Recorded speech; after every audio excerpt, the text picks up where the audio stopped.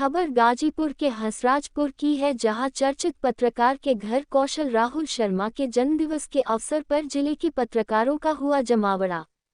हंसराजपुर बाजार में पत्रकारों का महासम्मेलन कौशल राहुल शर्मा भांजा किरण नाई के जन्मोत्सव के अवसर पर इकट्ठा हुए, जिसमें कई संगठनों के पदाधिकारी मौजूद रहे। साथ ही कार्यक्रम के मुख्य अतिथि जखनिया विधायक बेदी राम रहे। अपने संबोधन में कहा कि इलेक्ट्रॉनिक मीडिया और प्रिंट मीडिया से समाचार पत्रों से समाज और शासन प्रशासन को आईना दिखाने में मुख्य भूमिका है। पत्रकार हमारे चौथे स्तंभ है, जो धूप, छांव, गर्मी, बरसात में बखूबी अपनी भूमिका का निर्वहन करने का कार्य करते हैं। वहीं विधायक बेदी राम ने पत्रकारों का सुना दर्द, विधानसभा में उठाएंगे आवाज, ऐसा बात कही। आइए सुने। बहुत चर्चित है ये, इनके लिए जोरदार तालियां बजा के स्वागत कीजिए। और सुनील दुबे जी हैं यहाँ उपस्थित, कमलेश यादव जी हैं, ये सब पत्रकार। सुनील दुबे जी हैं, कमलेश यादव जी हैं, वेद प्रकाश पांडे जी हैं, बहुत तेज तर्रार नेता है, शिव प्रकाश पांडे जी हैं, अजय कुमार जी हैं, और मोहम्मद आकिब जी हैं, आदित्य कुमार जी हैं, दिनेश कुमार जी हैं, आनंद कुमार जी हैं, शशिकांत जी हैं, और जोश चंद जी हैं, और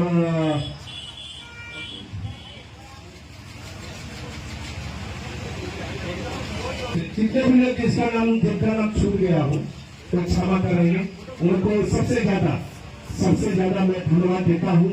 और इतना मैं कहूँगा कि हम इन्होंने मुझे कहा दो ही शब्द जल्दी से आज, तो मैं बस दो ही शब्द कहूंगा मुख्य रूप से। जब देश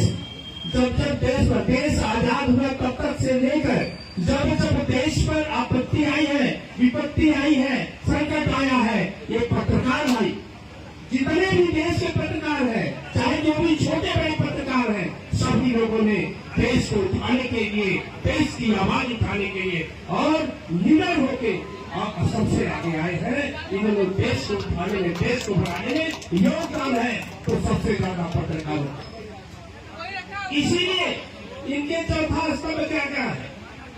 चौथा स्तंभ जैसे न्यायपालिका, कार्यपालिका, विधायिका और जिस सब तीनों ध्वस्त हो जाता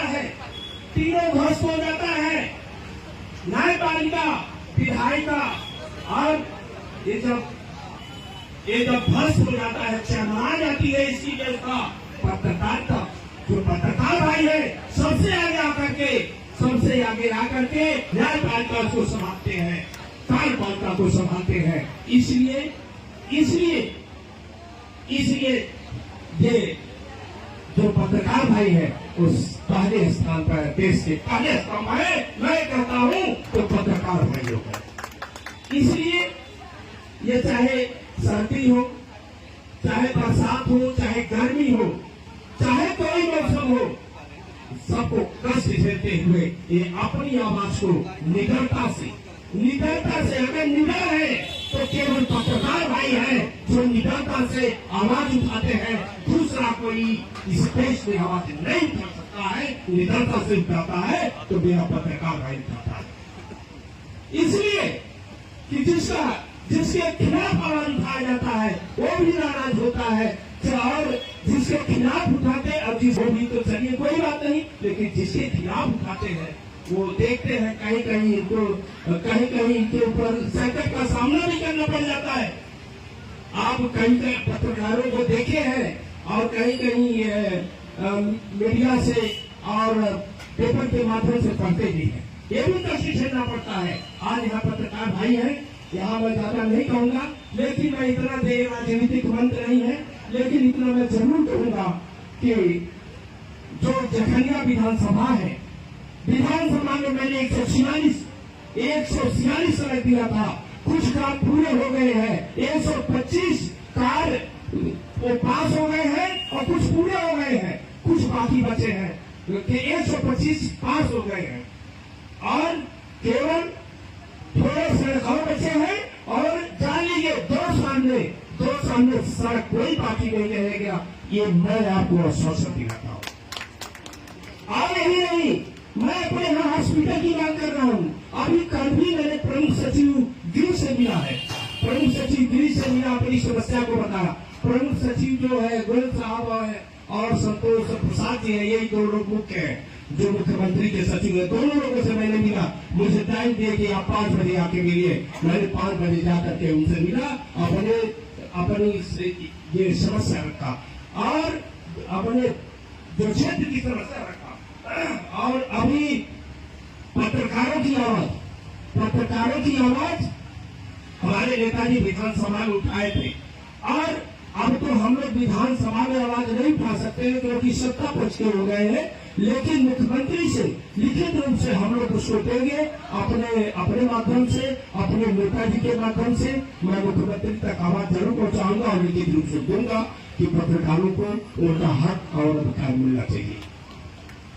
और इसी के साथ मैं बात देता हूं और